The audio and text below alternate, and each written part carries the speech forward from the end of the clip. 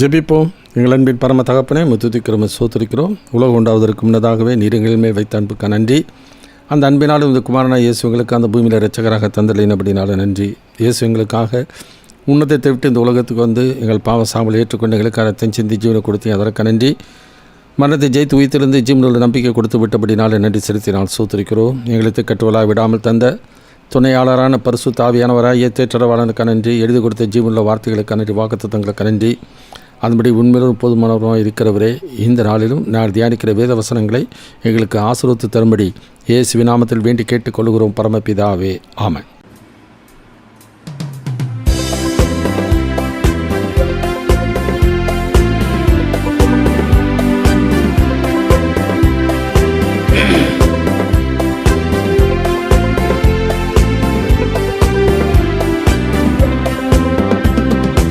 அடைக்கலமே உமதடிமை நானே, ஆர்ப்பரிப்பேனே அகமகிழ்ந்தே, கர்த்தர் நீ செய்த நன்மைகளையே நித்தம் நித்தம் நான் நினைப்பேனே.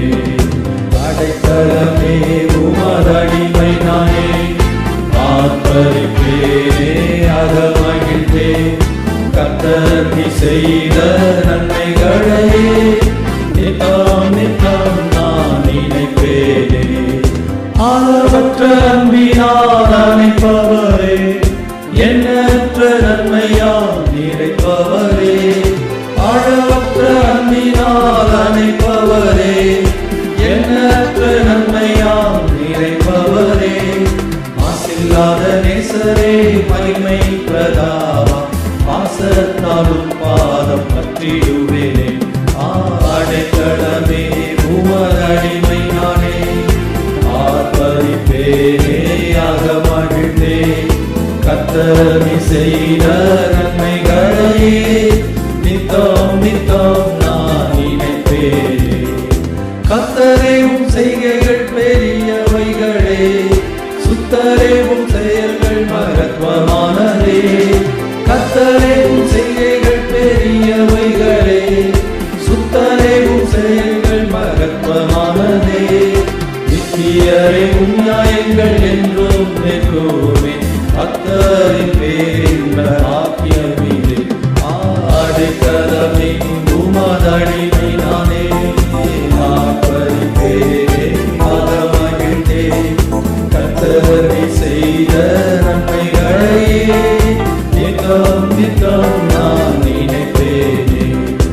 என்னை என்றும் போதித்து நடத்துபவரே, கண்ணை வைத்து ஆலோசனை சொல்லுபவரே. என்னை என்றும் போதித்து நடத்துபவரே, கண்ணை வைத்து ஆலோசனை சொல்லுபவரே. நடக்கும் வழிதனை காட்டுபவரே, நம்பி வந்தோனை கிருபை சூழ்ந்து கொள்ளுதே.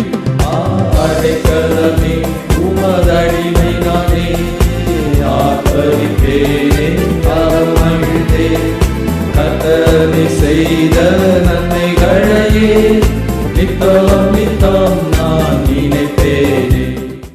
கர்த்தருடைய பரிசுத்தமுள்ள நாமம் மைப்படுவதாக. இந்த நாளிலும் நம்முடைய தியானத்திற்கென்று 1 கொரிந்தியர் புத்தகம் 11ஆம் அதிகாரம் 28வது வசனத்தை வாசித்து நாம் தியானிப்போம். 1 கொரிந்தியர் சாப்டர் 11 verse 28. எந்த மனுஷனும் தன்னை தானே சோதித்தறிந்து இந்த அப்பத்தில் புசித்து இந்த பாத்திரத்தில் பானம் பண்ண கடவன். கர்த்தருக்கு மகிமை உண்டாகட்டும். ரெஸ்பெக்ட் அவர் ரிடீமர். நமது மீட்பரை கனம் பண்ண வேண்டியது மிக மிக அவசியம். லார்ட் சப்பர், ஆண்டவரின் திருவிருந்து என்கிற தலைப்பில் 6வது செய்தியாக இன்றைக்கு நாம் தியானிக்க இருக்கின்றோம். இந்த பந்தியிலே நாம் பங்கு பெறும்போதெல்லாம் நாம் யாரை நினைக்கிறோம்? ஆண்டவராய் இயேசுவினுடைய பாடு மரணத்தையும் அதன் மூலமாக கிடைத்த நம்முடைய பலன்களையும் நாம் நினைத்து பார்த்து இன்றைக்கு எந்த நிலைமையிலே நாம் இருக்கிறோம் என்பதை சீர்தூக்கி பார்க்க வேண்டியது மிக மிக அவசியம். ஆனால் இன்றைக்கு காலகட்டங்களிலே கொஞ்சம் கொஞ்சமாக என்ன பண்ணிவிட்டார்கள், அதை மக்கள் மறந்துவிட்டு இனி விக்கிரக வழிபாட்டுக்குள்ளே அவர்கள் கடந்து போக ஆரம்பித்து விட்டார்கள். எதற்கு முக்கியத்துவம் கொடுக்கணுமோ அதை விட்டுவிட்டு அவர்கள் என்ன பண்ணுகிறார்கள், தாங்கள் உண்டாக்கின சிற்பங்களையும் உண்டாக்கின பொருட்களையும் அவர்கள் வணங்க ஆரம்பித்து விட்டார்கள். எனவே இன்றைக்கு நம்முடைய வாழ்க்கையில் இந்த இஸ்ரவேல் செய்தது போல் நம்முடைய வாழ்க்கையில் செய்து விடாமல் நம்முடைய இரட்சகர் நமக்கு செய்த அந்த தியாக பலி, அந்த சர்வாங்க தகன பலி, பாவ நிவாரண பலி, குற்ற நிவாரண பலி என்று சொல்லி பரிகார பலியாக தம்மை ஒப்பு கொடுத்ததை நாம் ஒருபோதும் மறந்துவிடவே கூடாது. இவ்வளவு பேர் ரட்சிப்பை குறித்து நாம் கவலையற்றவர்களாக இருந்து விடவும் கூடாது. எனவே இஸ்ரவேல் ஜனங்கள் தங்கள் இரட்சகரை மறந்தார்கள். நாம் மறந்து விடாமல் எப்பொழுதும் அந்த இரட்சகரை நினைவு கூறும்படியாக தான் இதை ஏற்படுத்தியிருக்கிறார். எனவே அவரை நாம் கணப்ப வேண்டியது அவசியம். உலகத்தில் பொதுவாக பார்த்திங்கனாக்கா அநேக அரசியல் தலைவர்கள், பிரசித்தமானவர்கள், மன்னர்கள் இவர்களெல்லாம் சரித்திரத்திலே வாழ்ந்து மரித்து விட்டார்கள். அவருடைய சிலைகளை வைத்து என்ன பண்ணுவாங்க, இவர்கள் சிலைகளை வைத்து அவர்களுக்கு என்ன பண்ணுவாங்க, மாலை அணிவித்து கனம் பண்ணுகிறோன்னு சொல்கிறாங்க. இந்த உலகத்திலே போடுகிற அந்த சிலைக்கு போடுகிற மாலை அங்கே மரித்து போனால் அவர்களுக்கு அது போய் சேர போகிறதில்ல. ஆனால் இவர்களை அவர்களுடைய நம்பிக்கையிலே அவர்கள் அவரை கனம் பண்ணுகிறோம் என்று சொல்லி உருவங்களுக்கு மாலை போடுகிறதை இன்றைக்கி பார்க்குறோம். கடவுள் இல்லை என்று சொல்கிற மக்கள் கூட அவருடைய தலைவர்களுக்கு மாலை போடுகிறதை நாம் பார்க்கின்றோம். ஆனால் யோசிக்கிறதில்ல, எப்படி இந்த சிலைக்கு நம்ம மாலை போட்டால் அது அவருக்கு போய் சேரும் என்று சொல்லி யோசிக்கிறதில்ல. இதே பழக்கத்தில் இன்றைக்கு என்ன பண்ணி விடுகிறார்கள், தாங்கள் அந்த திருப்பந்தியிலே பங்கு பெறும் பொழுது அந்த அப்பத்திலும் அந்த பாத்திரத்திலும் பங்கு பெறும் பொழுதெல்லாம் அவர்கள் ஆண்டவரை நினைத்து விடாமல் அந்த அப்பத்தை ரசத்தையும் அவர்கள் விக்கிரமாக மாற்றிவிட்டதை இன்றைக்கு நாம் பார்க்கின்றோம். எனவே நாம் கனம் பண்ண வேண்டியது ஆண்டவராய் இயேசு கிறிஸ்துவை, அவருடைய தியாக பலியை, அவர் நமக்காக பண்ணின உடன்படிக்கை, இதிலே நாம் பங்கு பெறுகிறோம் என்கிற நினைவு எப்போதும் இருக்க வேண்டியது அவசியம். எனவே ரெஸ்பெக்ட் அவர் ரிடீமர், மீட்பரை நாம் கனம் பண்ண வேண்டியது அவசியம். 2 காரியங்களை வாசிக்கிறோம், self examination and sincere participation. அதாவது முதலாவது நம்ம சுய பரிசோதனையை நாம் செய்து கொண்டு இந்த பந்தியில் பங்கு பெறணும். அடுத்தது நேர்மையாக அதில் பங்கு பெற வேண்டியது மிக மிக அவசியம். இப்போ செல்ஃப் எக்ஸாமினேஷன், சுய பரிசோதனைனாக்கா எதை நாம் சுய பரிசோதனை செய்து கொள்ள வேண்டும்? அவர் ரிலேஷன்ஷிப் வித் கிரைஸ்ட் அண்ட் அவர் ரிலேஷன்ஷிப் வித் கிறிஸ்டியன்ஸ். கிறிஸ்துவோடு கூட இருக்கிற நமக்கு அந்த உறவையும், மற்ற சக கிறிஸ்தவரோடு சக விசுவாசிகளோடு கூட நமக்கு இருக்கிற உறவையும் நாம் என்ன பண்ண வேண்டும்? சீர்தூக்கி பார்த்து கொள்ளுதல் மிக மிக அவசியம். சரி, இப்போ கிறிஸ்துவோடு கூட அவர் ரிலேஷன்ஷிப் வித் கிரைஸ்ட்னாக்கா இயேசுவோடு இருக்கிற அந்த உறவு எதன் அடிப்படையில் இருக்கிறது? இயேசு மேலே நான் விசுவாசம் வைக்கிறேன், இயேசுடைய பாடு மரத்தை நான் நம்புகிறேன், இயேசுடைய உயிர்த்ததை நம்புகிறேன். இதெல்லாம் பொதுவாக எல்லாருமே என்ன பண்ணுறாங்க, அந்த பண்டிகையாக வருடம் கொண்டாடி கொண்டு போகிறதை நாம் பார்க்கின்றோம். ஆனால் நம்முடைய நம்பிக்கை எதன் அடிப்படையில் இருக்குன்னா, வேத வசனத்தின் அடிப்படையில், சத்தியத்தின் அடிப்படையில் இருக்க வேண்டியது அவசியம். பொதுவாக இயேசுவை நான் விசுவாசிக்கிறேன் என்று சொல்லுவோமானால், யாக்கோபு 2:19 வாசிக்கிறோம், தேவன் ஒருவர் உண்டு என்று விசுவாசிக்கிறாய், நல்லது தான், அப்படி செய்கிறது நல்லது தான், பிசாசுகள் விசுவாசிக்கின்றன நடுங்குகின்றன என்று சொல்லி நான் வாசிக்கின்றோம். ஆனால் 1 Corinthians 15:2 வாசிக்கும்போது பவுல் சொல்கிறார், நான் உங்களுக்கு பிரசங்கித்த பிரகாரமாய் நீங்கள் அதை கைக்கொள்வீர்களானால் அதனால் ரட்சிக்கப்படுவீர்கள், மற்றபடி உங்கள் விசுவாசம் விருதா. அப்போ ஒவ்வொரு சபைகளிலும் ஒவ்வொரு ஸ்தாபனங்களிலும் அவரவர்கள் என்ன போதிக்கிறார்களோ அதன் அடிப்படையில் தான் என்ன பண்ணுறாங்க, விசுவாசம் வைத்து நம்பிக்கை வைத்து கொண்டு போகிறதை நாம் பார்க்கின்றோம் இந்த உலகத்தில் இந்த நாட்களிலே. ஆனால் வேத சத்தியத்தின் அடிப்படையிலே நம்முடைய நம்பிக்கை விசுவாசம் இருக்க வேண்டியது அவசியம். ரோமருக்கு நிருபம் 10:16-17 இப்படி வாசிக்கிறோம். Roman chapter 10:16 and 17. ஆனாலும் சுவிசேஷத்துக்கு எல்லாரும் கீழ்ப்படியவில்லை. அதை குறித்து ஏசாயா, கர்த்தாவே, எங்கள் மூலமாய் கேள்விப்பட்டதை விசுவாசித்தவன் யார் என்று சொல்லுகிறான். ஆதலால் விசுவாசம் கேள்வியினாலே வரும், கேள்வி தேவனுடைய வசனத்தினாலே வரும். எனவே நம்முடைய வாழ்க்கையில் மனிதனுடைய போதனைகளின் அடிப்படையில் நம்முடைய நம்பிக்கை இருக்கக்கூடாது, விசுவாசம் இருக்கக்கூடாது. ஆண்டவர் எழுதி கொடுத்த வேத வசனத்தின் அடிப்படையில் இருக்க வேண்டியது அவசியம். சில பேர் பைபிள் ஒன்லினாக்கா அதை ஏற்றுக்கொள்ள மாட்டேன்றாங்க. ஏன்னாக்கா பைபிளில் அந்தந்த நாட்களில் எழுதி கொடுத்தாங்க, அதெல்லாம் அந்த காலத்தில் அவர்களுக்கு தோன்றின காரியங்களை எழுதி கொடுத்தார்கள். ஆனால் காலகட்டத்தில் அவர்கள் சில அவர்கள் கொஞ்சம் கொஞ்சமாய் உலகத்தின் காரியங்கள், உலக ஞானத்தை வைத்து கொண்டு பார்க்கும் பொழுது மனிதர்களுக்கு எது எளிதாக புரிந்து கொள்ள முடியுமோ, எளிதாக அதை அறிந்து கொள்ள முடியுமோ, அதற்கேற்ற மனிதன் தன்னுடைய கற்பனைகளை உருவாக்கி கொண்டு போகிறான். அதை நம்ப வேண்டும் என்று சொல்லி இன்றைக்கு பாரம்பரியத்தை முக்கியத்துவப்படுத்துகிறவர்களும் இருக்கிறார்கள். கொலோசியர் 2:8 வாசிக்கிறோம், லௌகீக ஞானத்தினாலும் மாயமான தந்திரத்தினாலும் ஒருவன் உங்களை கொள்ளை கொண்டு போகாதபடிக்கு எச்சரிக்கையாயிருங்கள்.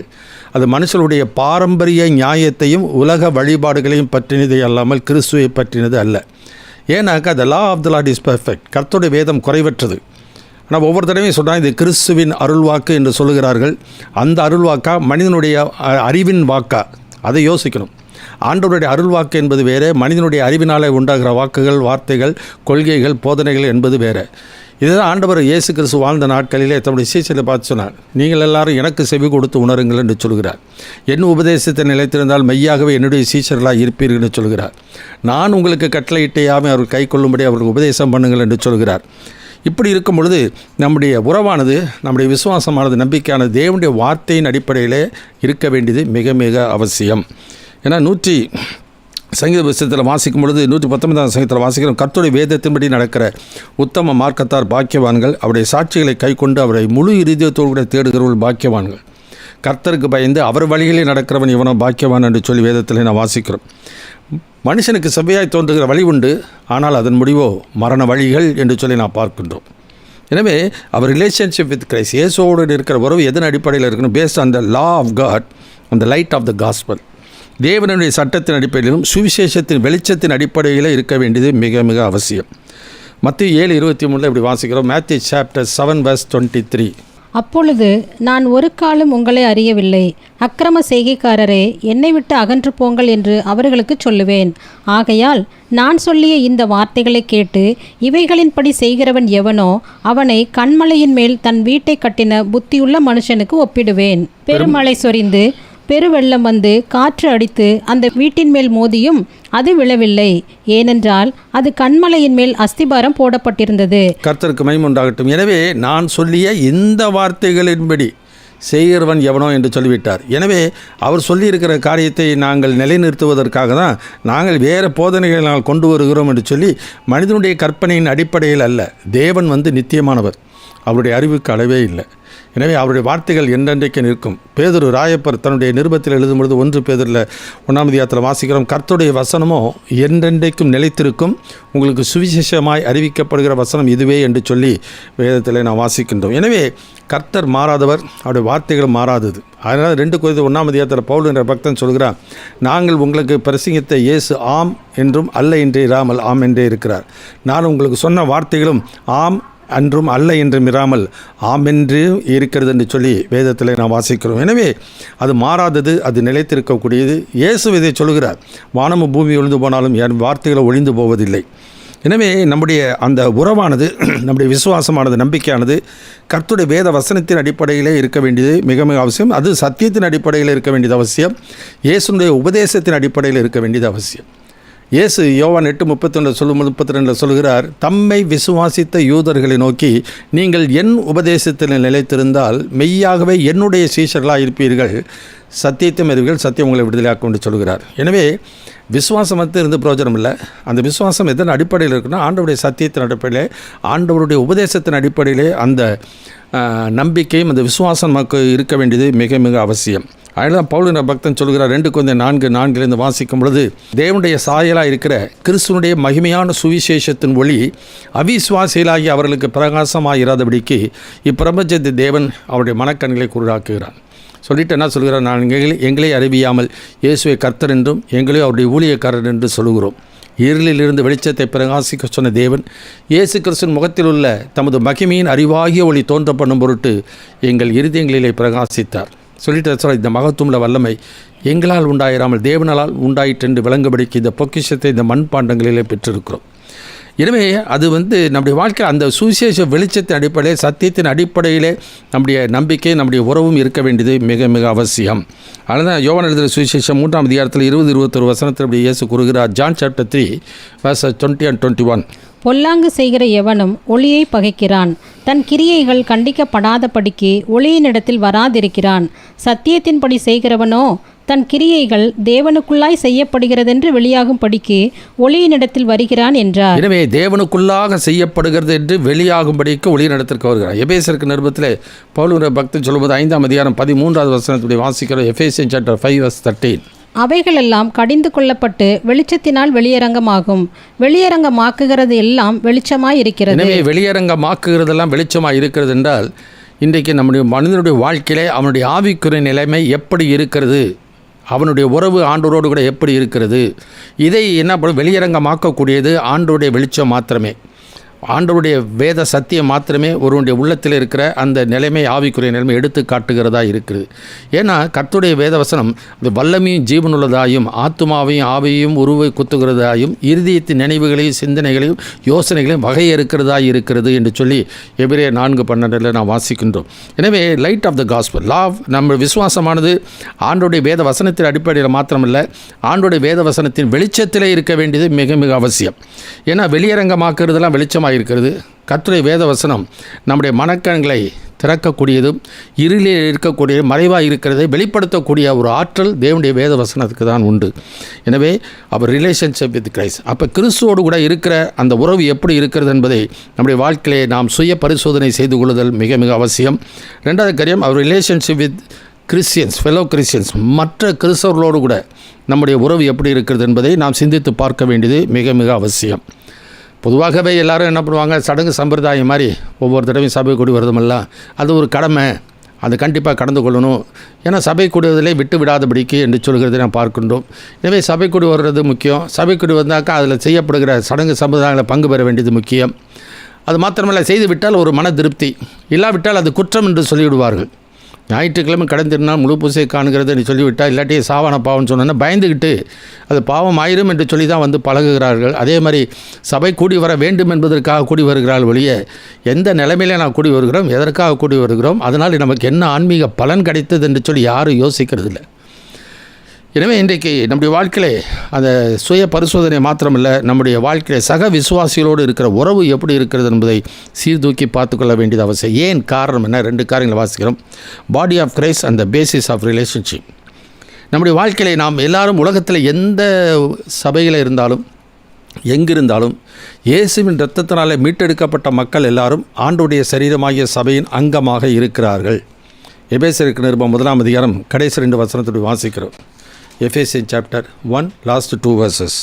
எல்லாவற்றையும் அவருடைய பாதங்களுக்கு கீழ்ப்படுத்தி எல்லாவற்றாலும் நிரப்புகிறவருடைய நிறைவாகிய சரீரமான சபைக்கு அவரை எல்லாவற்றிற்கும் மேலான தலையாக தந்தருளினார். அப்ப சரீரமாகிய சபைக்கு அவர் இயேசுவை தலைவராக தந்திருப்பார் என்றால், இயேசு தலைவர், இயேசு என்கிற தலைவருடைய சத்தத்துக்கு சித்தத்துக்கு ஒப்பு கொடுக்கிறோமா, அல்லது இன்றைக்கு மனிதனுடைய சத்தத்துக்கும் அவருடைய தலைவர்களுடைய ஒரு கற்பனைகளுக்கும் அவருடைய கட்டளைகளுக்கும் நான் செவி கொடுத்து கீழ்ப்படுகிறோமா என்பதை சிந்தித்து பார்க்க வேண்டியது அவசியம்.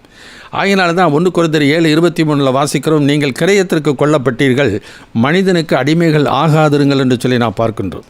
இன்றைக்கு ஒரு சபைக்குள்ளாரையே என்ன இல்லை, ஒரு நல்ல ஒரு உறவு இல்லை. அதுதான் கொரிந்து சபையில் இருந்த நிலைமை. 1 கொரிந்தியர் புத்தகத்தில் 11ஆம் அதிகாரத்தில் 16, 17, 18 வசனங்களில் வாசிக்கிறோம். 1 Corinthians chapter 11 verses 16 onwards.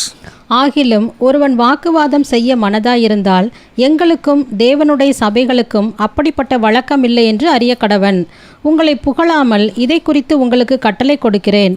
நீங்கள் கூடி வருதல் நன்மைக்கு ஏதுவாயிராமல் தீமைக்கு ஏதுவாயிருக்கிறதே.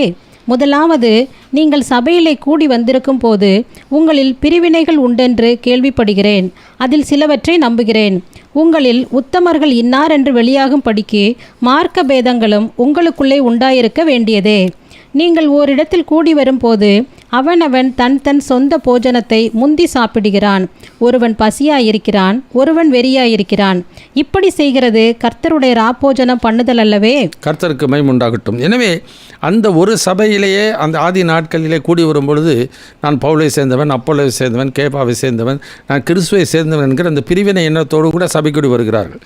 அதுதான் பவுல் சொல்கிறார், நீங்கள் கூடி வருதல் நன்மைக்கு எதுவாக இராமல் தீமைக்கு எதுவாக இருக்கிறது என்று சொல்கிறார். அது மாத்திரமல்ல, அந்த பிரிவினைகள் வரும்பொழுது தான் யார் உத்தமர்கள், யார் ஆண்டவருக்கு ஏற்புடையவர்கள் என்று வெளியாகுவது என்பது நல்லது தான் என்று சொல்கிறதை நாம் பார்க்கின்றோம். இன்றைக்கி சபைகளிலே பார்ப்போம், ஒவ்வொரு ஸ்தாபனங்களுக்கும் ஒரு கொள்கை, அந்த கொள்கையின் அடிப்படையில் தான் ஒவ்வொரு ஸ்தாபனங்களிலும் அவர்கள் கூடி வருவார்கள். இவருடைய கொள்கையை ஏற்றுக்கொள்ளாதவர்களை மற்ற சபையில் போகும்போது அவர்கள் அங்கீகரிக்க மாட்டார்கள். அவருடைய கொள்கையின் அடிப்படையில் போகிற மக்களை இன்னொரு சபையில் இருக்க மக்கள் அது சபையானது அதை அங்கீகரிக்காது. இப்படி அநேக மனிதனுடைய கொள்கைகளை அடிப்படையாக வைத்து ஒவ்வொரு சபைகளிலும் எல்லாரும் அதே இயேசுவோடு கூட தான் என்ன பண்ணுறாங்க, பங்கு பெறுகிறோம், இயேசுவை தான் நினைவு கூறுகிறோம், இயேசுடைய ஆண்டவருடைய திருப்பந்தி என்று சொல்லி தான் பங்கு பெறுகிறார்கள் ஒழிய, எவ்வளவு இன்றைக்கு மாறுபாடு, எவன்றைக்கு எப்படி வேறுபாடு. கிறிஸ்து பிரிந்திருக்கிறாரா? கிறிஸ்து பிரிந்திருக்க முடியுமா? இதை இன்றைக்கு தலைவர்களும் யோசிக்கிறதில்ல, விசுவாசிகளும் யோசிக்கிறதில்ல. எனவே யார் நமக்கு தலையாக இருக்கிறார், யார் நம்மை ரட்சித்தவர், யார் நம்மை மீட்டு கொண்டார், யார் கிரயம் கொடுத்தார், யார் நம்முடைய ஆத்மா உயிர்ப்பித்தார், யார் நம்மை நீதிமான்கள் ஆக்கினார், யார் நம்மை பரிசுத்தமாக்கினார், கிருபையினால் அல்லவா ரட்சிக்கப்பட்டிருக்கிறோம். அப்படி இருக்கும் பொழுது நம்மை மீட்டு கொண்ட ஆண்டவரை நாம் கனம் பண்ண வேண்டியது மிக மிக அவசியம். ஆனால் இயேசு கிறிஸ்து வாழ்ந்த நாட்களிலே பரிசேயருடைய உபதேசத்தை கனம் பண்ணினார்கள், சதுசேயருடைய உபதேசத்தை கனம் பண்ணினார்கள், ஏரோதுடைய புளித்தமானுடைய உபதேசத்தை அவர்கள் அதை கனம் பண்ணினார்கள் ஒழிய ஆண்டவரை கனம் பண்ணினவர்கள், ஏற்றுக்கொண்டவர்கள் மிக மிக சொற்பம். ஆனால் இன்றைக்கு இந்த கடைசி நாட்களிலே ஆண்டவர் எல்லா சபைகளையும் சிதறடிப்பார். யாரெல்லாம் அவருடைய இரத்தத்தினால் மீட்டெடுக்கப்பட்டார்களோ அவர்களே தான் இந்த கடைசி நாட்களிலே ஆண்டவர் கூட்டி சேர்க்கிறவராக இருக்கின்றார். எனவே ஸ்தாபனத்தின் அடிப்படையில் அல்ல, அவருடைய சத்தியத்தின் அடிப்படையில் வாழ்கிறவர்கள் எவர்களோ அவர்களே தான் இந்த கடைசி நாட்களிலே தம்மால் தெரிந்து கொள்ளப்பட்ட மக்களை பூமி 4 திசையிலிருந்து கூட்டி சேர்ப்பார். எனவே இதை நாம் சிந்தித்து பார்க்க வேண்டியது அவசியம். எனக்கா சரீரமாகிய சபை என்பது அது சரீரமாகிய சபை. அதற்கு ஒவ்வொரு அவயவமும் அவருடைய இரத்தத்தினால் மீட்டெடுக்கப்பட்டது. ஒவ்வொரு அவயவத்துக்கும் தலையாக இருக்கிறவர் ஆண்டவராக இயேசு என்பதை மறந்துவிடவே கூடாது. 1 கொரிந்தியர் 10:14 வாசிப்போம். 1 Corinthians chapter 10 verses 14 to 17. ஆகையால் எனக்கு பிரியமானவர்களே, விக்கிரக ஆராதனைக்கு விலகி ஓடுங்கள். உங்களை புத்திமான்கள் என்று எண்ணி பேசுகிறேன். நான் சொல்லுகிறதை நீங்களே நிதானித்து பாருங்கள்.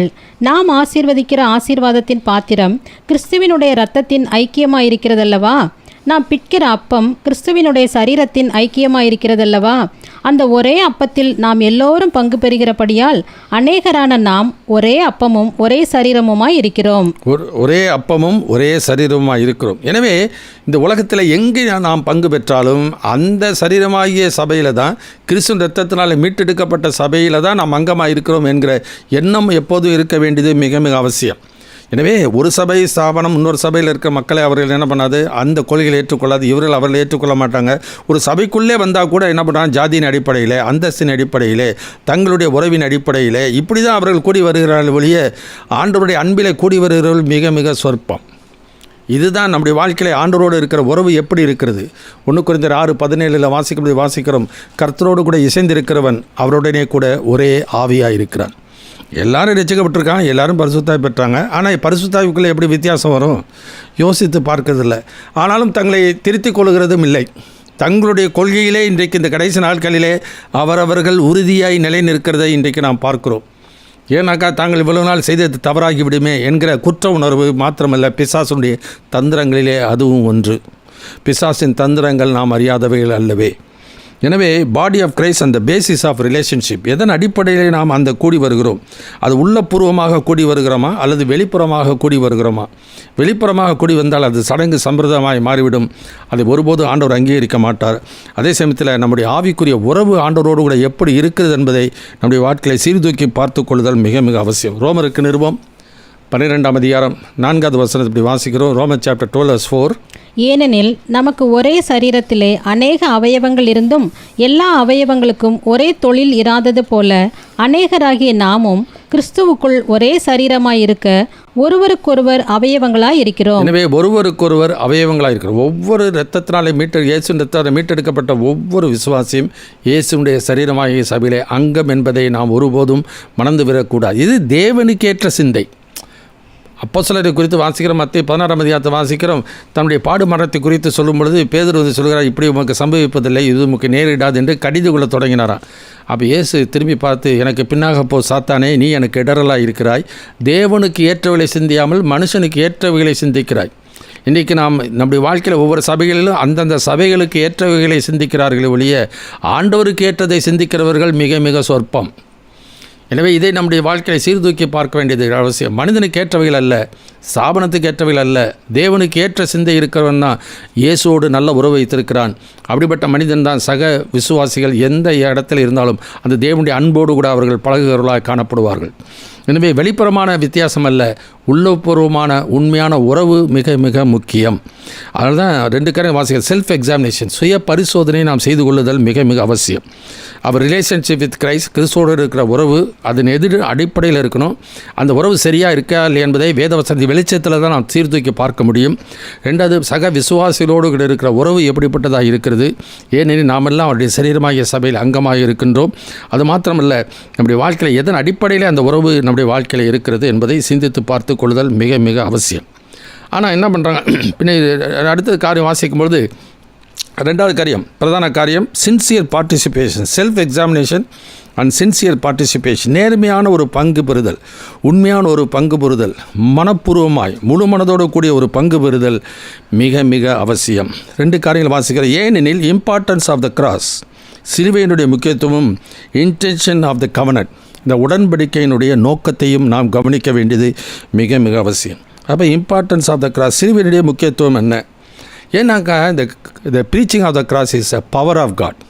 2வது த பர்பஸ் ஆஃப் காட். 2 காரியம் வாசிக்கிறோம். 1 கொரிந்தியர் 1 18வது வசனத்தை வாசிக்கிறோம். சிலுவையை பற்றிய உபதேசம் கெட்டுப்பொருளுக்கு பைத்தியமாக இருக்கிறது, ரட்சிக்கப்படுகிற நமக்கோ தேவ பலனாக இருக்கிறது என்று சொல்லி நான் பார்க்கிறோம். அதே 1 Corinthians 1 அதிகாரம் 22 24 வசனம் வரைக்கும் வாசிப்போம். 1 Corinthians chapter 1 verse 22 to 24. யூதர்கள் அடையாளத்தை கேட்கிறார்கள், கிரேக்கர் ஞானத்தை தேடுகிறார்கள். நாங்களோ சிலுவையில் அறையப்பட்ட கிறிஸ்துவை பிரசங்கிக்கிறோம். அவர் யூதருக்கு இடரலாயும் கிரேக்கருக்கு பைத்தியமாயும் இருக்கிறார். ஆகிலும் யூதரானாலும் கிரேக்கரானாலும் எவர்கள் அழைக்கப்பட்டிருக்கிறார்களோ அவர்களுக்கு கிறிஸ்து தேவ பலனும் தேவ ஞானமுமாய் இருக்கிறார். கர்த்தருக்கு மகிமை உண்டாகட்டும். எனவே இன்றைக்கு எவ்வளவோ அடையாளங்களை வைத்துக்கொள்வது, வெளிப்புறமான அடையாளங்கள். நாங்கள் அவர்களை விட நாங்கள் பரிசுத்தம், நாங்கள் திருமணமே பண்ணாதவர்கள், கற்புள்ளவர்கள், நாங்கள் அவர்களைப் போல அல்ல. அவர்கள் உலகத்தை நகையெல்லாம் போட்டுக்கிறாங்க, உலக பிரகாரமாக இருக்கிறாங்க. நாங்கள்லாம் வெறும் வெள்ளை ட்ரெஸ் தான் எப்போதும் போட்டிருப்போம், நகையே கிடையாது. இப்படி என்ன பண்ணுறாங்க, வெளிப்புறமான காரியத்தினாலே தங்களை என்ன பண்ணுகிறார்கள், ஆண்டவருக்கு முதாய் நீதிமான்களாய் அவர்கள் நிலைநிறுத்த முயற்சிக்கிறார்கள். இதுதான் அந்த ஜெபாலயத்தில் வந்த 2 பேரை குறித்து பார்க்கும் பொழுது, தன்னை நீதிமான் என்று நம்பிக்கொண்டு மற்றவர்களை அற்பமாக எண்ணினவர்களை குறித்து ஆண்டவர் சொல்லுகிற காரியத்தில் லூக்கா 18:9 நாம் வாசிக்கின்றோம். எனவே நம்முடைய வாழ்க்கையிலே இன்றைக்கு நம்ம ரட்சிக்கப்பட்டு இருக்கிறது கல்வாரி சிலுவையில் பாடுபட்டு மரித்த இயேசுவை ஒருவன் விசுவாசித்தபடியினால தான் ஒருவன் ரட்சிக்கப்படுகிறான்.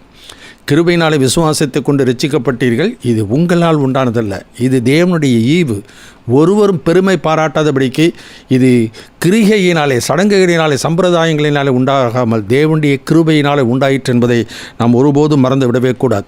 அதனால் சிலுவையில் அறையப்பட்ட இயேசுவை முக்கியத்துவப்படுத்த வேண்டுமே ஒழிய அதை வைத்துக்கொண்டு செய்கிற சடங்கு சம்பிரதாயங்களுக்கு முக்கியத்துவம் கொடுக்கக்கூடாது. அந்த நாட்களிலே மோசே எகிப்திலிருந்து அவளை அழைத்து கொண்டு வந்து கர்த்தர் அந்த காரியத்தில் ஆண்டவர் மேலே அவரை மோசையை மலைக்கு வர சொல்கிறார். அதில் நடந்த சம்பவம் என்ன? யாத்ரா புஸ்தகத்தில் 32 அதிகாரம் முதல் 7 வசனத்தை வாசிப்போம். Exodus chapter 32 first 7 verses. மோசே மலையிலிருந்து இறங்கி வர தாமதிக்கிறதை ஜனங்கள் கண்டபோது அவர்கள் ஆரோனிடத்தில் கூட்டம் கூடி அவனை நோக்கி, எகிப்து தேசத்திலிருந்து எங்களை அழைத்து கொண்டு வந்த அந்த மோசேக்கு என்ன சம்பவித்ததோ அறியோம்.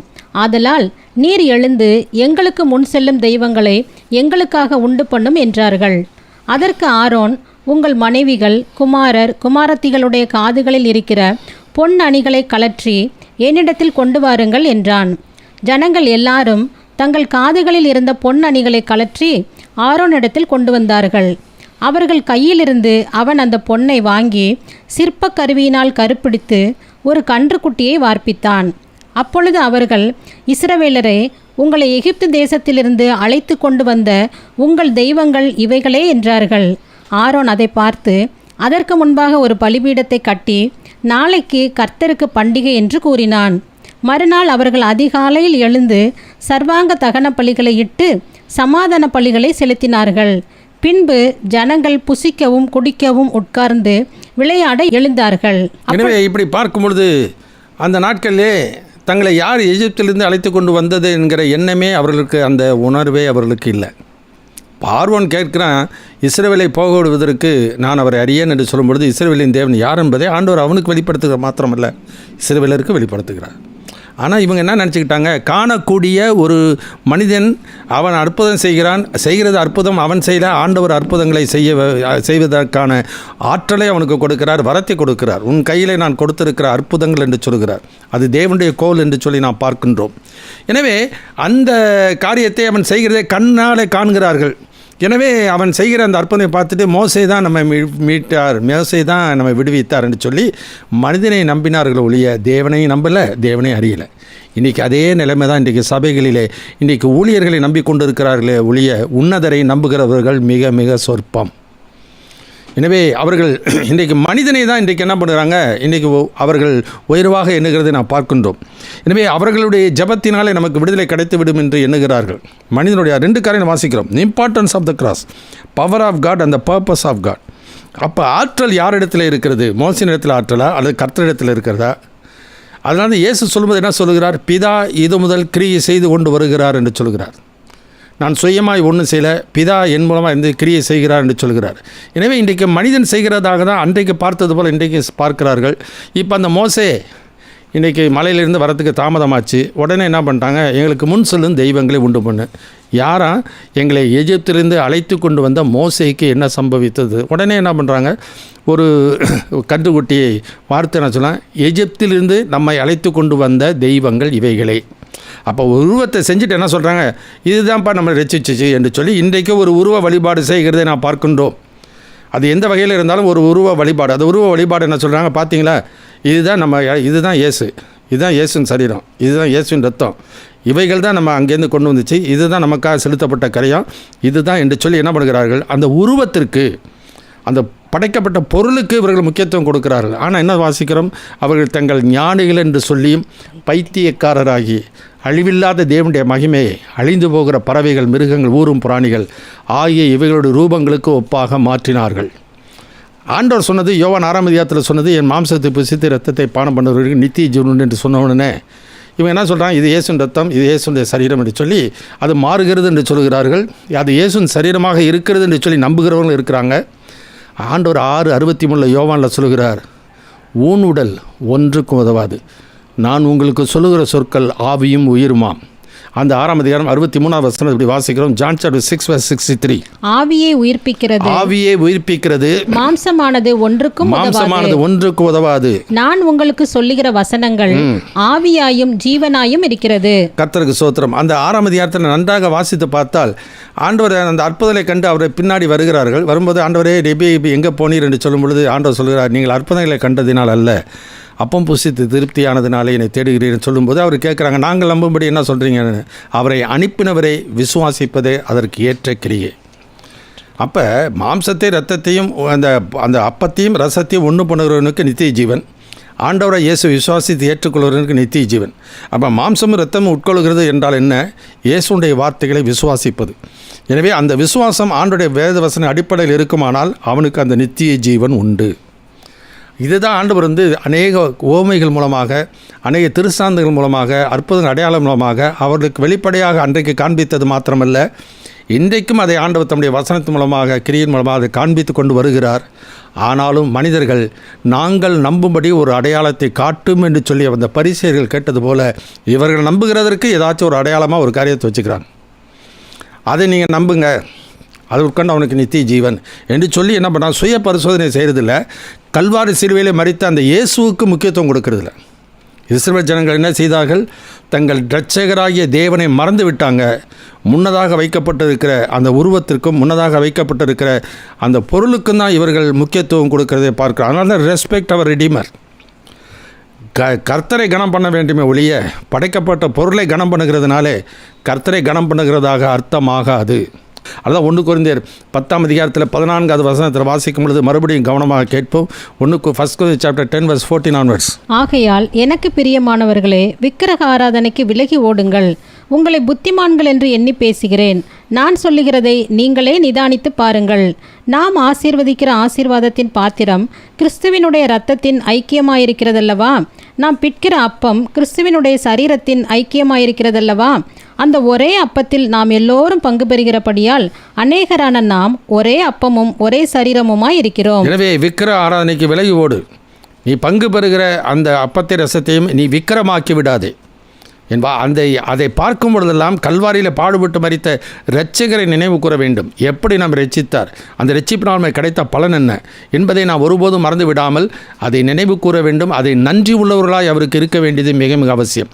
10 குஷ்டரோகிகளை சுத்தமாக்கினார், 9 பேர் போயிட்டாங்க. ஒரே ஒருவன் மாத்திரம் நன்றி உள்ளவனாய் ஆண்டவர்கிட்ட ஆண்டவரை வணங்குகிறதை, ஆண்டவரை தொழுது கொள்கிறதை பார்க்கிறோம். சுத்தமானவர்கள் 10 பேர் அல்லவா? அப்போ தேவனை மகிமைப்படுத்த இந்த அந்நியனை தவிர வேறு ஒருவன் இல்லையான்னு ஆண்டவர் சொல்கிறார். இன்றைக்கு அதே விதமாக தான் ஆண்டவரத்திலேருந்து நன்மை பெற்றுக்கொண்டவர்கள் ஏராளம், ஆண்டவரத்திலேருந்து இன்றைக்கு ரட்சிப்பை பெற்றுக்கொண்டவர்கள் ஏராளம்.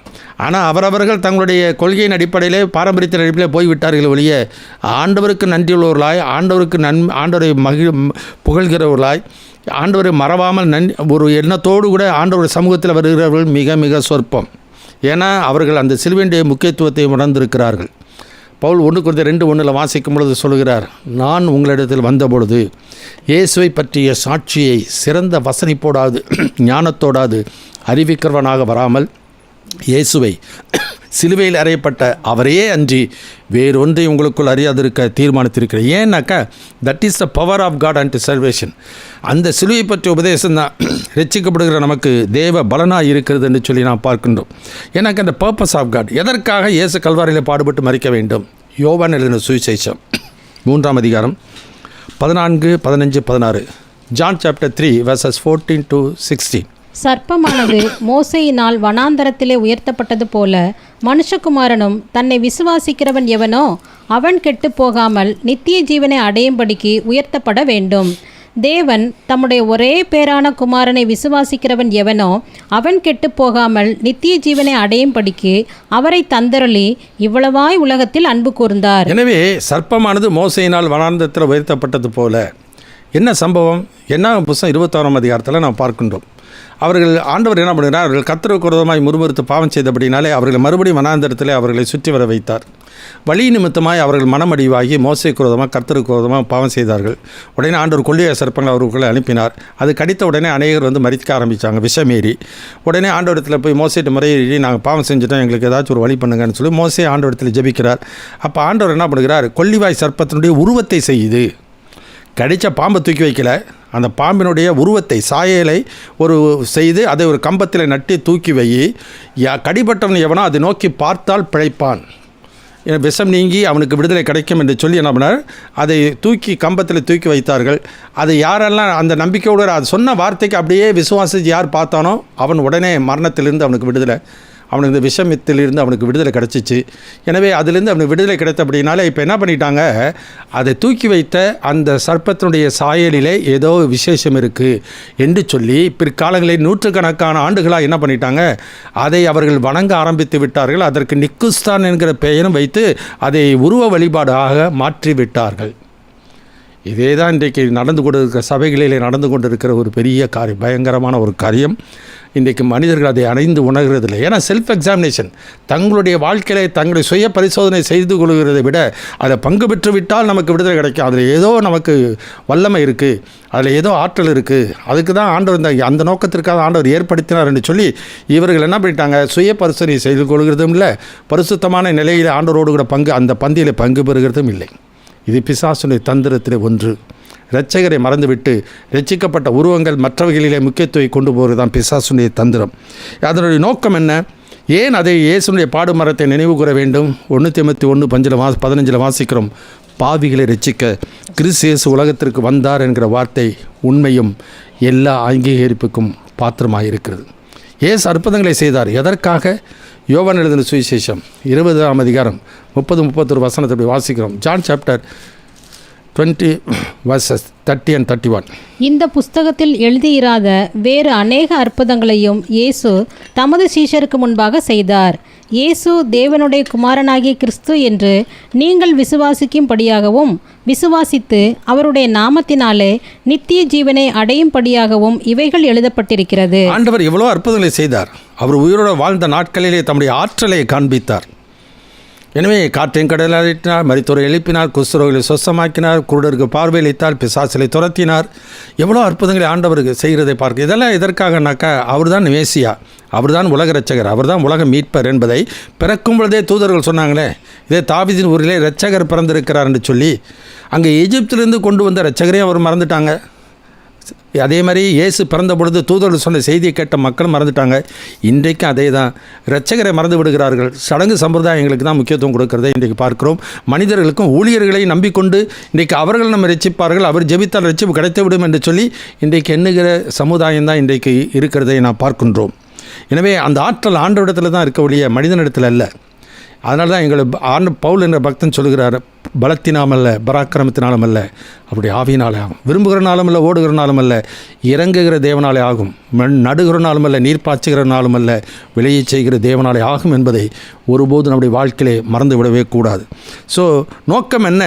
நம்முடைய வாழ்க்கையை நம்ம ரட்சிப்பு கிடைப்பதற்கு இயேசுவை தவிர வேறு யாரும் முடியாது. அப்போஸ்தலர் 4:12 இப்படி வாசிக்கிறோம்.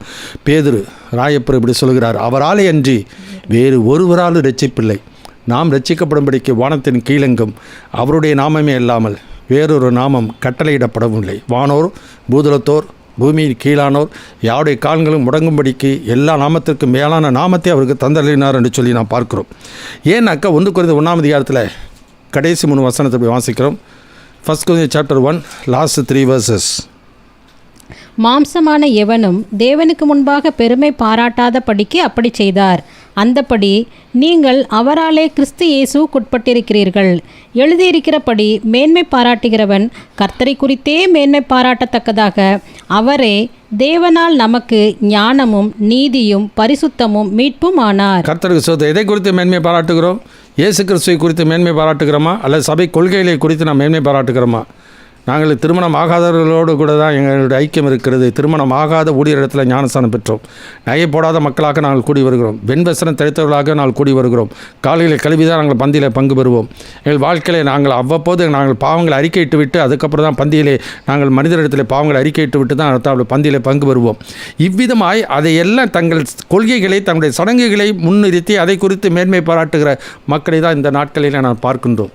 இன்றைக்கி கர்த்தரை இந்த இடத்துல தன்னுடைய வாழ்க்கை எப்படி இருக்கிறது? கர்த்தருக்கு முன்பாக அந்த கர்த்தரோடு இருக்கிற உறவு, சக விசுவாசிகளோடு இருக்கிற உறவு எப்படிப்பட்டதாக இருக்கிறது? யார் நமக்காக பாடுபட்டது? யார் நமக்காக கிரயம் கொடுத்தது? யார் நம்மை மீட்டு கொண்டது?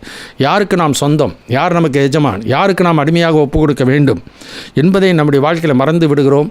ஏனெனில் மேன்மை பாராட்டுகிறவன் கர்த்தரை குறித்தே மேன்மை பாராட்ட வேண்டும். ஏன்னா கலாத்தியருக்கு நிருபம் 6ஆம் அதிகாரம் 14, 15, 16 வசனம் இப்படி வாசிக்கிறோம். கலேசியன் சாப்டர் 6 verse 14 to 16. நானோ நம்முடைய கர்த்தராகிய இயேசு கிறிஸ்துவின் சிலுவையை குறித்தே அல்லாமல் வேறொன்றையும் குறித்து மேன்மை பாராட்டாதிருப்பேனாக. அவரால் உலகம் எனக்கு சிலுவையில் அறையுண்டிருக்கிறது, நானும் உலகத்திற்கு சிலுவையில் அறையுண்டிருக்கிறேன். கிறிஸ்து இயேசுவுக்குள் விருத்த சேதனமும் ஒன்றுமில்லை, விருத்த சேதனம் இல்லாமையும் ஒன்றுமில்லை, புது சிருஷ்டியே காரியம். இந்த பிரமாணத்தின்படி நடந்து வருகிறவர்கள் எவர்களோ அவர்களுக்கும் தேவனுடைய இஸ்ரவேலருக்கும் சமாதானமும் இரக்கமும் உண்டாயிருப்பதாக. அவர்களுக்கு தான் இந்த பிரமாணத்தின்படி யார் நடக்கிறார்களோ அவர்களுக்கு தான் தேவனுடைய சமாதானம் இருக்கும், தேவனுடைய இரக்கமும் கிடைக்கும். ஏன்னா எவன் மேல் இரக்கமாக இருக்க சித்தமாக இருக்கிறேனோ அவன் மேல் இரக்கமாக இருக்கிறேன், எவன் மேல் கிருபையாக இருக்க சித்தமாக இருக்கிறாரோ அவன் மேல் கிருபையாக இருக்கிறார். பங்கு பெறுவதனால ஆசீர்வாதம் வந்துட போகிறதில்ல. இயேசுவே அப்பத்தை தோய்த்து யூதாசுக்கு கொடுத்தார், ஆனால் அவனுக்குள் சாத்தான் புகுந்தான். அதனால் பங்கு பெறுகிறது முக்கியமில்லை, எந்த நிலைமையிலே நான் பங்கு பெறுகிறேன், எதற்கு நான் முக்கியத்துவம் கொடுக்கிறேன். சடங்கு சம்பிரதாயத்தில் எல்லாரும் பார்க்க வண்ணமாக யூதாஸ் தானும் அதில் பங்கு பெறுகிறேன்னு சொல்லி பங்கு பெற்று விட்டான். ஆவிக்குரிய நிலைமையை அவன் உணர்ந்து திருந்தவில்லை, மனம் திரும்பலை. அதே நிலைமையில் இன்றைக்கு நாம் இருப்போமானால் இன்றைக்கு ஆண்டவரை நாம் அவமதிக்கிறவர்களாய் காணப்படுவோம். அப்படி இராமல் நாம் ஆண்டவரை கனம் பண்ணுதல் வேண்டிய அவசியம். இப்போ ஆண்டவரை கனம் பண்ணுகிறவர்களாக இருப்போமானால் ஆண்டவர் ஏற்படுத்தின அந்த உடன்படிக்கையை நாம் கனம் பண்ண வேண்டியது அவசியம். அந்த சிலுவையினுடைய அந்த பாடு மரணத்தை நாம், அந்த இரட்சகரை நாம் கனம் பண்ண வேண்டியது மிக மிக அவசியம். அதனால தான் இன்டென்ஷன் ஆஃப் தி கவனன்ட்.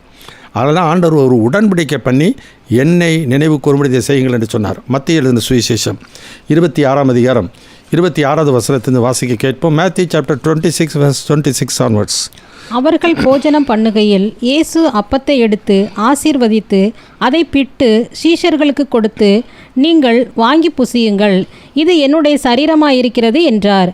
பின்பு பாத்திரத்தையும் எடுத்து ஸ்தோத்திரம் பண்ணி அவர்களுக்கு கொடுத்து, நீங்கள் எல்லாரும் இதிலே பானம் பண்ணுங்கள், இது பாவ மன்னிப்பு உண்டாகும்படி அநேகருக்காக சிந்தப்படுகிற புது உடன்படிக்கைக்குரிய என்னுடைய இரத்தமாயிருக்கிறது. இது முதல் இந்த திராட்சப்பழ ரசத்தை நவமானதாய் உங்களோட கூட என் பிதாவின் ராஜ்யத்திலே நான் பானம் பண்ணும் நாள் வரைக்கும் இதை பானம் பண்ணுவதில்லை என்று உங்களுக்கு சொல்லுகிறேன் என்றார். இன்னொரு வசனம் வாசிப்போம். எபிரேயருக்கு நிருபம் 12ஆம் அதிகாரம் 22 24 வசனம். Hebrew chapter 12 verse 22 to 24. நீங்களோ சீயோன் மலையின் இடத்திற்கும் ஜீவனுள்ள தேவனுடைய நகரமாகிய பரம எருசலேமின் இடத்திற்கும் 1000-10,000 தேவ தூதர்களிடத்திற்கும் பரலோகத்தில் பேர் எழுதியிருக்கிற முதற் பேரானவர்களின் சர்வ சங்கமாகிய சபையினிடத்திற்கும் யாவருக்கும் நியாயாதிபதியாகிய தேவனிடத்திற்கும் பூரணராக்கப்பட்ட நீதிமான்களுடைய ஆவிகளின் இடத்திற்கும் புது உடன்படிக்கையின் மத்தியஸ்தராகிய இயேசுவின் இடத்திற்கும் ஆபேலினுடைய ரத்தம் பேசினதை பார்க்கிலும் நன்மையானவைகளை பேசுகிற ரத்தமாகிய தெளிக்கப்படும் ரத்தத்தின் இடத்திற்கும் வந்து சேர்ந்தீர்கள் என்று சொல்லி நாம் பார்க்கிறோம். So intention of the covenant, உடன்படிக்கை நோக்கம் இல்லை. God made a promise and he made a pledge. Promise of God and the pledge of God. தேவன் ஒரு வாக்கு தத்தம் கொடுத்தார், அந்த வாக்கு தத்தத்துக்கு ஒரு வாக்கு உறுதியும் கொடுத்துருக்கிறதை நாம் பார்க்கிறோம். எப்படி ஆபிரகாமுக்கு வாக்கு கொடுத்தார், வாக்கு உறுதி கொடுக்கிறார், ஆபிரகாமோட உடன்படிக்கை பண்ணினார். அதே மாத்திரமல்ல, நோவாவோடு ஒரு உடன்படிக்கை பண்ணினார், இஸ்ரவேல் ஜனங்களோடு உடன்படிக்கை பண்ணினார். இன்றைக்கு இயேசு இரத்தத்தினால் மீட்டெடுக்கப்பட்ட மக்களோடு கூட ஆண்டவர் உடன்படிக்கை பண்ணியிருக்கிறார். அந்த உடன்படிக்கையில் அவர் உண்மையுள்ளவர், அவர் மாறாதவர். இன்றைக்கி அந்த பந்தியில் பங்கு பெறுகிற நான் எந்த அளவுக்கு நான் உண்மையுள்ளவராக இருக்கிறேன் என்பதை சீர்தூக்கி பார்த்து அந்த பந்தியிலே பங்கு பெற வேண்டியது அவசியம். ஏன்னா இயேசு நேற்றும் என்று மாறாதவர் மாத்திரமல்ல, அவர் உடன்படிக்கையிலே சொல்லுகிற வார்த்தையின் அடிப்படையில் அவர் எப்படி நம்மை மீட்டு கொண்டார், பரிசுத்தமாக்கினார். இன்றைக்கி அந்த பரிசுத்தத்தை நான் நிலைத்திருக்கிறேனா, அந்த நீதியிலே நிலைத்திருக்கிறேனா என்பதை சீர்தூக்கி பார்த்து கொள்ளுதல் மிக மிக அவசியம். ஏன்னா நம்முடைய நம்பிக்கை இம்மையை சார்ந்ததல்ல. நான் வருமளவும் என்னை நினைவு கூறுங்கள் என்று சொன்னால் இயேசு மறுபடியும் வரப்போகிறார் என்பதை அவர் முன்னதாகவே அவர் அறிவித்திருக்கிறார். என் பிதாவின் வீட்டில் அநேக வாசஸ்தலங்கள் இருக்கிறது, அப்படி இல்லாவிட்டால் நான் உங்களுக்கு சொல்லியிருப்பேன், உங்களுக்கென்று பிரத்யேகமாக ஒரு ஸ்தலத்தை ஆயத்தம் பண்ணின பின்பு நான் வந்து உங்களை என்னோடு சேர்த்துக் கொள்வேன் என்று சொல்கிறதை யோவான் 14ஆம் அதிகாரத்தில் நான் பார்க்கின்றோம். So he made a promise and he is a pledge of God. அது வசனத்தில் வாசிக்கும் போது எபிரேயர் 6ஆம் அதிகாரம் 18வது வசனத்தை அப்படி வாசிக்கிறோம். Hebrew chapter 6 verse 18. நமக்கு முன் வைக்கப்பட்ட நம்பிக்கையை பற்றி கொள்ளும்படி அடைக்கலமாய் ஓடிவந்த நமக்கு 2 மாறாத விசேஷங்களினால் நிறைந்த ஆறுதல் உண்டாகும் படிக்கு எவ்வளவேனும் பொய்யுரையாத தேவன் அப்படி செய்தார். அந்த நம்பிக்கை நமக்கு நிலையும் உறுதியும் திரைக்குள்ளாக போகிறதுமான ஆத்தும நங்கூரமாய் இருக்கிறது. நமக்கு முன்னோடினவராகிய இயேசு மெல்கிசேதேக்கின் முறைமையின்படி நித்திய பிரதான ஆசாரியராய் நமக்காக அந்த திரைக்குள் பிரவேசித்திருக்கிறார். எனவே இயேசு நமக்காக அந்த திரைக்குள் பிரவேசித்திருக்கிறார். இயேசுவை மரித்தவர், அவரே எழுந்தும் இருக்கிறவர், அவரே தேவனுடைய வலது பாசத்தில் இருக்கிறவர், நமக்காக வேண்டுதல் செய்கிறவரும் அவரே. இப்படிப்பட்ட மத்தியஸ்தர் ஒருவர் இருக்கிறார். அதனால தான் எல்லா மனுஷனும் ரட்சிக்கப்படவும் சத்தியத்தை அறிகிற அறிவடையும் சித்தமுள்ளவராக இருக்கிறார். தேவன் ஒருவரே, தேவனுக்கு மனிதனுக்கு மத்தியஸ்தரும் ஒருவரே. எல்லாரையும் மீட்கும் பொருளாக தம்மை ஒப்பு கொடுத்த மனுஷனாகிய கிறிஸ்து இயேசு அவரே. இதற்குரிய சாட்சி ஏற்ற காலங்களிலே விளங்குகிறது. எனவே எந்த ஒரு ஸ்தாபனத்தின் தலைவரோ எந்த ஒரு ஊழியரோ தேவனுக்கு நமக்கு மத்தியஸ்தராக இருக்க முடியாது, இருக்கவும் கூடாது. இயேசு ஒருவரே நமக்கு மத்தியஸ்தராக இருக்கிறார். ஏன்னா எந்த ஊழியரும் எந்த ஸ்தாபனம் செய்கிற சடங்கு சம்பிரதாயமோ அவர்கள் செய்கிற எந்த ஒரு கிரியைகளின் மூலமாகவோ நமக்கு ரட்சிப்பு கிடைக்கப் போகிறது இல்லை. குமாரன் விடுதலை ஆக்கினால் மெய்யாகவே விடுதலை ஆவீர்கள் என்று சொல்கிறதை பார்க்கிறோம். So God made a promise. என்ன ப்ராமிஸ் பண்ணார்? 1 யோவான் 2:25 வாசிக்கிறோம். நித்திய ஜீவனை அளிப்பேன் என்பதை அவர் நமக்கு பண்ணின வாக்குத்தத்தம். இம்மைக்காக மாத்திரம் கிறிஸ்து இயேசு மேலே நம்பிக்கை உள்ளவர்களாக இருந்தால் மற்ற எல்லாரும் காட்டிலும் பரிதபிக்கப்படத்தக்கவர்களாக இருப்போம். எனவே நித்திய வாழ்வு கொடுப்பேன், முடிவில்லாத வாழ்வு கொடுப்பேன் என்று சொல்லிவிட்டார். அவர் சொல்லுகிற உபதேசத்தை புரிந்து கொள்ளாத மக்கள் என்ன சொல்கிறாங்க? இது கடினமான உபதேசம், யார் இதை ஏற்றுக்கொள்வார் என்று சொல்லி யோவான் 6ஆம் அதிகாரத்தில் 66 வாசிக்கலாம். John chapter 6 verses 66 and 67, 68. அது முதல் அவருடைய சீஷரில் அநேகர் அவருடனே கூட நடவாமல் பின்வாங்கி போனார்கள். அப்பொழுது இயேசு 12 நோக்கி, நீங்களும் போய்விட மனதாயிருக்கிறீர்களோ என்றார். சீமோன் பேதுரு அவருக்கு பிரதியுத்தரமாக, ஆண்டவரே, யாரிடத்தில் போவோம்? நித்திய ஜீவ வசனங்கள் உம்மிடத்தில் உண்டே. எனவே முடிவில்லாத வாழ்வு கொடுக்கக்கூடிய வார்த்தைகள் ஆண்டவரிடத்தில் மாத்திரம்தான் இருக்குது. மனிதனுடைய போதனைகள் அது கொடுப்பது போல காணப்பட்டாலும் மனிதனுடைய வார்த்தையில் வல்லமை கிடையாது, மனிதனுடைய வார்த்தையில் ஜீவன் கிடையாது. கர்த்தருடைய வசனத்துக்கு மாத்திரம்தான் வல்லமை ஜீவன் உண்டு. அதெல்லாம் பவுலுடைய பக்தன் தெசலோனிக்கே சபையை சாபித்த பொழுது சொல்லுகிறார், இந்த நிருபத்தில் சொல்லுகிறார், எங்களுடைய சுவிசேஷமானது வெறும் வார்த்தையாக மாத்திரமல்ல, வல்லமையோடும் பரிசுத்தாவியோடும் முழு நிச்சயத்தோடும் வந்தது. அந்த வார்த்தையை விசுவாசித்தபடினால்தான் அவர்களுக்கு ரட்சிப்பு வருகிறது, மனிதனுடைய சடங்கு சம்பிரதாயங்களினாலே பாரம்பரிய கொள்கைகளினாலே அல்ல. எனவே மேன்மை பாராட்டுகிறவன் கர்த்தரை குறித்தே மேன்மை பாராட்ட வேண்டியது அவசியம். ஏன்னா நித்திய ஜீவனை அளிப்பேன் என்று வாக்கு பண்ணினவர் ஆண்டவராகிய கர்த்தர். எனவே நம்மோடு உடன்படிக்கை பண்ணினவர் ஆண்டவராகிய கர்த்தர். எனவே நமக்கும் அவருக்கு இருக்கிற உறவு எப்படிப்பட்டதாக இருக்கிறது என்பதை சிந்தித்து பார்த்து தான் அந்த பந்தியிலே பங்கு பெற வேண்டும். நாம் ஆண்டவரை கனம் பண்ணுவர்களாக இருந்தால் அதை பங்கு பெறும்பொழுது கர்த்தரை கனம் பண்ணுகிற விதமாக நாம் அதை பங்கு பெற வேண்டுமே ஒழிய ஒரு பாரம்பரிய சடங்கு சம்பிரதாயமாக அதை நம்முடைய வாழ்க்கையிலே மனிதர்கள், சபைகள், ஸ்தாபனங்கள் சொல்கிற கொள்கையின் அடிப்படையிலே நம்பிக்கொண்டு போவோமானால் நம்மை நாமே ஏமாற்றிக் கொள்வர்களாக இருப்போம். இதுதான் மோசே மலையில் ஏறி போன பொழுது அவர்கள் தங்களுக்கு முன் செல்லும் தெய்வங்களை உண்டு பண்ணுங்க என்று சொல்லி அவர்களும் ஒரு தெய்வத்தை உண்டு பண்ணிட்டார்கள். அவர்களும் ஒரு வழிபாடுகளை ஏற்படுத்தி கொண்டார்கள். அந்த வழிபாடுகளை நம்பிக்கொண்டு அவர்கள் போனார்கள். அதனுடைய நிலைமை என்ன? வனாந்தரத்தில் அவர்கள் அழிந்தார்கள். அவருடைய வாழ்க்கையில் கிடைத்த அந்த ரட்சிப்பை அவர்கள் இழந்து போகிறதை நாம் பார்க்கின்றோம். அதே தான் அவர்கள் வாழ்க்கையில் பாவம் செய்த பொழுது, முறுமுறுத்த பொழுது கொள்ளிவாய் சர்ப்பத்தை அவர்களுக்கு உருவத்தை செய்து அவர்களுக்கு உயர்த்தி வைத்தார். அதை பார்த்தவன் கடிபட்டவன் எவனோ பார்த்த பொழுது அவன் பிழைத்தான்.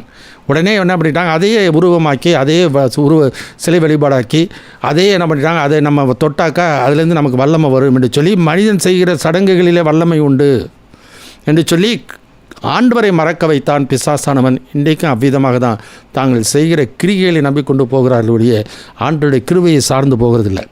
எபிரேயர் 13ஆம் அதிகாரம் 9ஆம் வசனம் இப்படி வாசிக்கிறோம். பலவிதமான அந்நிய போதனைகளினாலே அழைப்புண்டு தெரியாதிருங்கள். போஜன பதார்த்தங்களினால் அல்ல, கிருபையினாலே இருதயம் சிறப்படுகிறது நல்லது. Because it is God who made a covenant with us. தேவன் தான் நம்மோடு உடன்படிக்கை பண்ணினார்.